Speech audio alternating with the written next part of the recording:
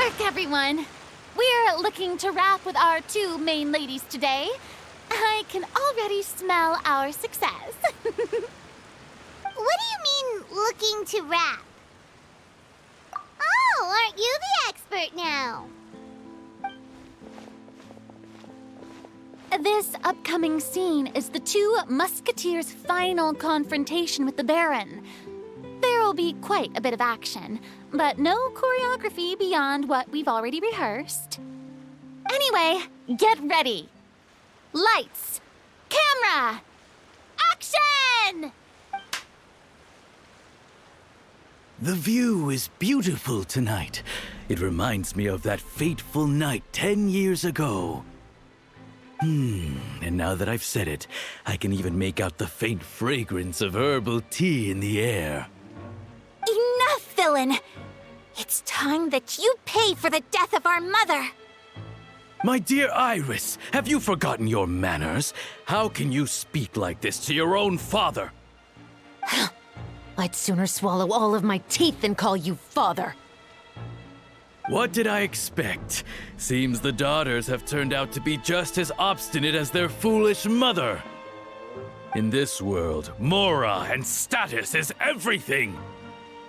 She thought she could blackmail me using her children and force me to grant her recognition and concessions?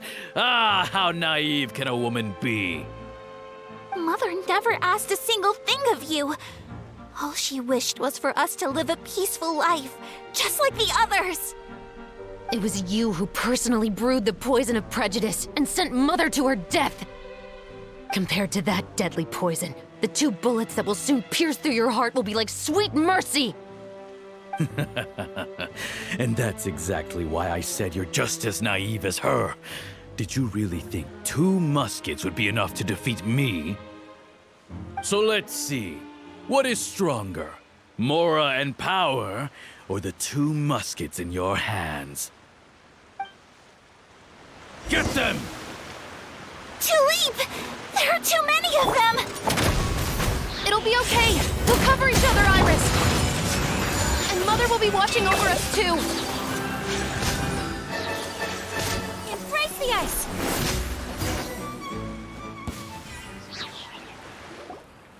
You've lost. To think I'd lose to my own 2 kids. We are no children of yours, and we'll never call that place our home. Then tell me, what did you do all this for? You lost your mother and will soon kill your father as well. What will you gain in the end, other than sentences for your crimes? We will gain our long-awaited justice.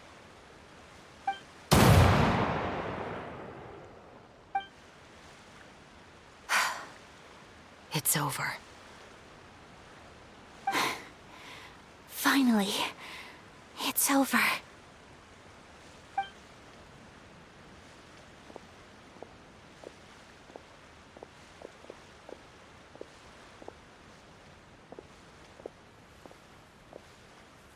So, where will you go now, Tulip? I'm not too sure, Iris. Maybe somewhere with lots of flowers? After all, Mother always did love going where the blossoms were. What about you? I want to go visit Mother's grave. Yeah, that's not a bad idea. Huh? Tulip, look! What is it? It's Mother's favorite, the rainbow rose. Look, it's blooming again.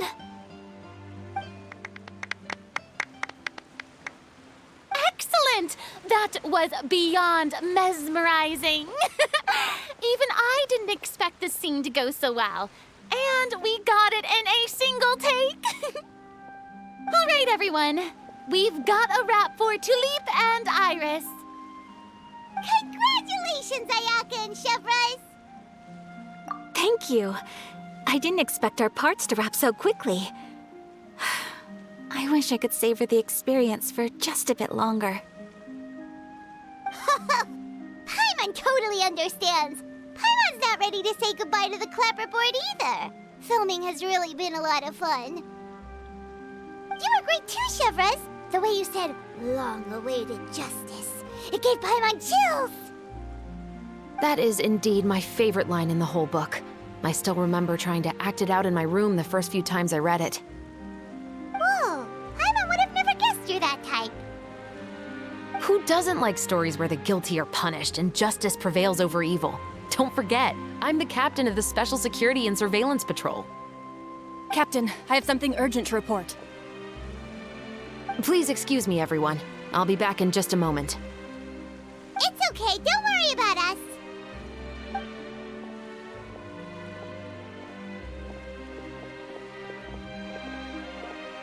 Oh? Was she whisked away by work already? I was just about to tell her how great she did. It seemed like some urgent official business.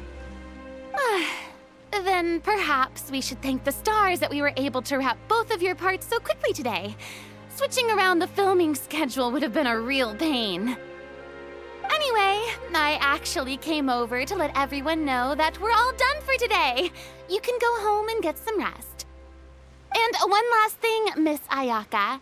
Your acting skills today were immaculate as always. Are you sure you won't consider taking up full-time acting? See, I just happen to know this great troupe that's still looking for a lead actress. Thank you for your kind words, Director Farina. Unfortunately, there are still many matters that I have to take care of back home at the Yashiro Commission. I cannot remain in Fontaine to pursue an acting career. Nevertheless, I will make sure to treasure this incredible opportunity in my heart. Oh, that's a shame. But I understand. Just let me know if you ever change your mind. I believe it's also about time for me to take my leave. But hopefully I'll see you on set over the next few days. Even though my part's wrapped, I'd still like to swing by and help out the crew. See you tomorrow, Traveler and Paimon. Yep, see you tomorrow. Well, what should we do next? Maybe we'll go investigate the case some more with Chevreuse today. Traveler, Paimon, please come with me. Huh? Where are we going? You could say that our ship has finally chanced upon one of those small, remote islands of intel.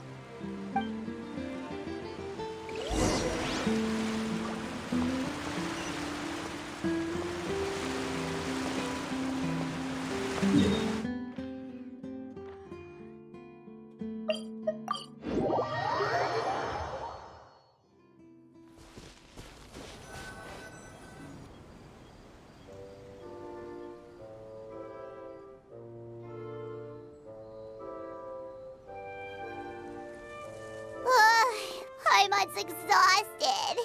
Paimon definitely didn't expect having to float this far after a full day of filming. So, Chevreuse, why did you take us here? Affirmative. It wasn't anything conclusive, but it should show us a clear way forward. Have you ever heard of someone by the name of Emily? Oh, you mean that famous perfumer? She's a good friend of mine. She's lent me her aid several times in the past to resolve some difficult cases. After I discovered the rainbow rose at the scene of the murder, I sent it to her. After all, she's probably the foremost expert on flowers and scents in all of Fontaine. And then? There was nothing remarkable about the flower or the trace amounts of soil left on it. But according to Emily, the rainbow rose left by the killer was derived from a very rare cultivar. Huh. Paimon didn't know that there were different varieties of rainbow rose. Paimon just thought they grew everywhere in the wild. Flowers that are deliberately cultivated will always show some different features from those that bloom in the wild. We already knew that the rose left at the scene belonged to a special cultivar, but with Emily's expertise, we were able to pinpoint the place where it was first picked from. Oh, Paimon gets it now. So whoever first planted that rainbow rose was probably the killer. Precisely. And after we checked what we learned against some sales records from the past, we discovered that there's only one person in all of Fontaine who could grow and sell this specific cultivar. Really? And who is it? It's the novelist. But didn't you say he had an alibi? To be clear, I haven't changed my mind about him. I still don't think he was the one who pulled the trigger. However, that doesn't mean the true culprit never visited him at his home or never purchased a rainbow rose from his garden. Whatever the case, we will have to confirm a number of things with him. So you mean the next place we need to go is... Yes, we're going to pay him a visit at his home.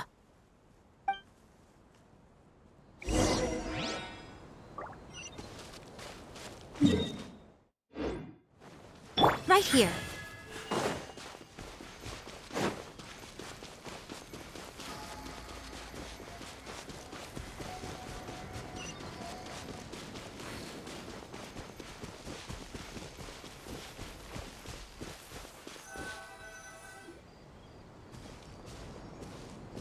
That should be his house. There are so many Gardamex stationed around the place. That's pretty unusual, right? According to what he told me last time we spoke, he hired them so he won't be harassed or disturbed. Huh. So there are a lot of flowers in his garden, but Paimon doesn't think we'll be able to pick one without alerting the Gardamex. Right. Which is exactly why I think there has to be a special connection between him and the killer. So, should we knock? Just wait here for now. I'd like to take care of a number of those Gardamex first. But they're so far away. How are you planning to do that? Don't forget, Paimon, I'm actually the real-life captain of the Musketeers.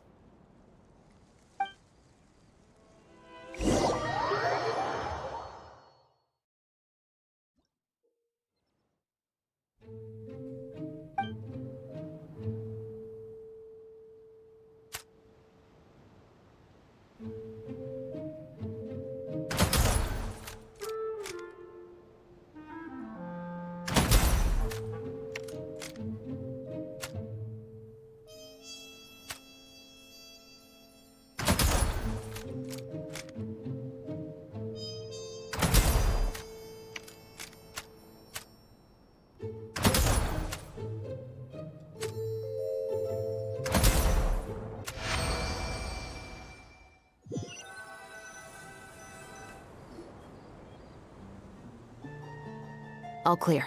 Let's go. Wait! Paimon's a little nervous now that we know he could be the killer.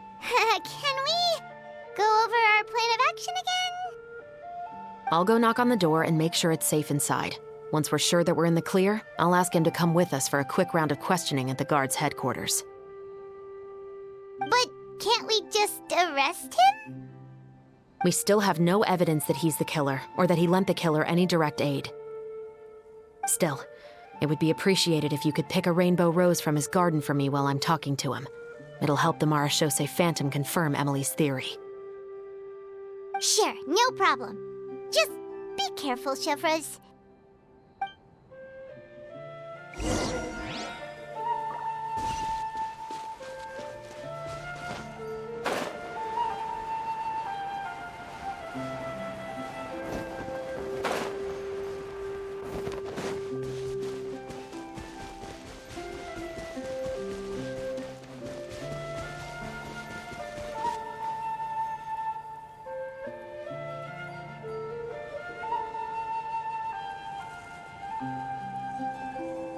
Excuse me, Mr. Baptiste, are you home? Who could it be at this hour? Oh, it's you, Officer Chevreuse. Would you mind accompanying me to the guard's headquarters, Mr. Baptiste? We would like to ask you some questions about a case. Oh, is it still regarding the murder case from before? I cannot confirm or deny that at this time. So it is then. Listen, I need you to come with me, Mr. Baptiste. Miss Chevreuse, I'll save you the trouble. Oh, and you two over there? There's no need for you to pick my flowers either. It's not time for them to bloom yet. Oh! Okay.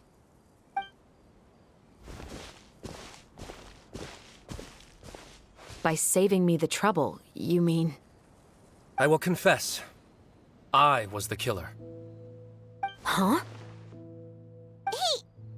He just admitted he's guilty! Please relax, everyone. I'm not armed. The musket you're looking for has been buried in my backyard. Then it's my responsibility to inform you, Mr. Baptiste, that everything you say right now will be used as evidence for the inevitable trial. Yes, I am perfectly aware of that. I must say, I hate this feeling. Oh? Is it because I confessed? Or because you've been proven wrong? Both, I suppose. For the same reason as the one I wrote out in my novel, of course. I did it to exact revenge. I know you haven't figured out the link between the two of us. Had you done so, I'd have been taken away to the headquarters a long time ago. But that won't stop me from always remembering his grotesque face. After all, he was the one who killed my mother. Your mother is still healthy and well. You know, I was adopted as a child. I was referring to my birth mother. That was never recorded in the orphanage's records. Please forgive a 6-year-old child for concocting some lies to protect himself after watching his mother die right in front of him. So, your novel, it was like a record of your life? No, of course not. It was a work of fiction with many embellished parts. But I am indeed the illegitimate son of a wealthy and influential man who abused his power to murder my mother. That part was 100% real. But the man you killed didn't have a Mora to his name. He was a hired assassin, an irredeemable beast who sank his fangs into a defenseless woman just for a few bags of Mora. But if that's really the truth, you wouldn't be telling us any of this now. You still haven't managed to take revenge against your father, the true mastermind behind it all. I never thought I'd hear that kind of thing from the captain of the Special Security and Surveillance Patrol. I'm simply skeptical about your motives. It's simple, really. I've grown tired of everything and don't want to shoulder this burden anymore. You may have considered me too soft to pull the trigger. Well, as it turns out, you are exactly right. I've become overwhelmed by the aftermath of the murder. So you're going to call a stop to your revenge, just like that? The true mastermind is too rich and too powerful for me. I've accepted that I will never be able to avenge my mother alone. And so what? The characters in your book never gave up. Now, Officer Chevreuse, I'm the one who has killed a man, aren't I? Are you trying to convince me to commit another crime? What's your father's name? How do you plan to prove the veracity of all of your claims? Well, I'd like to speak with you privately. Sure. Why don't we speak privately at the guard's headquarters? No, it has to be here. I must ensure that we won't be overheard. Fine. Let's talk here. When I said won't be overheard, I meant by anyone. I would like to speak with you and you alone.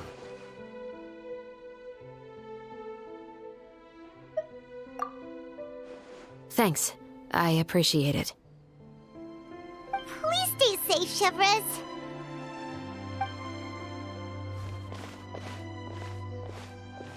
All right. Let's hear it. Will you really believe what I'm about to say? Well, that depends on what you're going to tell me. Fair enough. Fair enough. Then listen closely.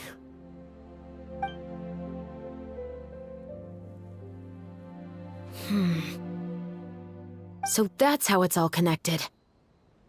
So, it seems you believe me after all. Do you want me to go public with this? No, of course not. At least, not right now. Then why did you bother telling me? You've read my work. What do you think? Even if you were to go public with all of this right now, he'd simply deny everything. It's been too long. Almost 20 years. Anything that could be used as evidence has long faded away. Even if there might have been a solitary island of truth once upon a time, it has long sunk beneath the waves by now. Justice will never find him.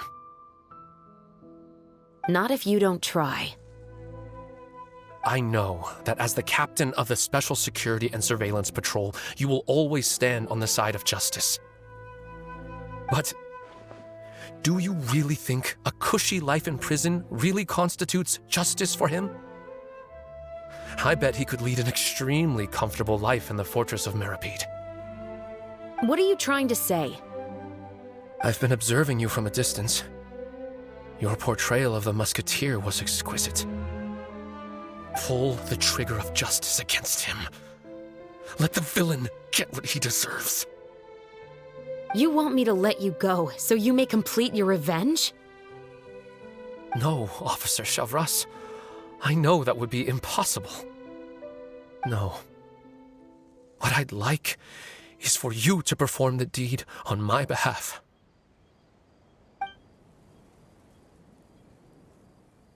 Oh, Chevreuse sure is taking her time. What could they be talking about anyway? Oh, Paimon's worried. What if he decided to attack her?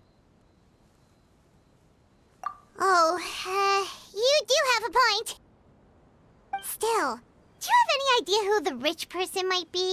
And why the novelist doesn't want us to hear what he's saying to Chevreuse? Sorry to keep you waiting, you two. Hey, how did your talk go? I've already sent someone to escort Baptiste back to the headquarters for questioning. He wasn't lying about the musket. It was indeed buried in his backyard.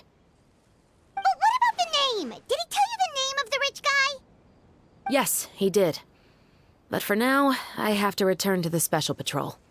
There are still a few loose ends I need to tie up.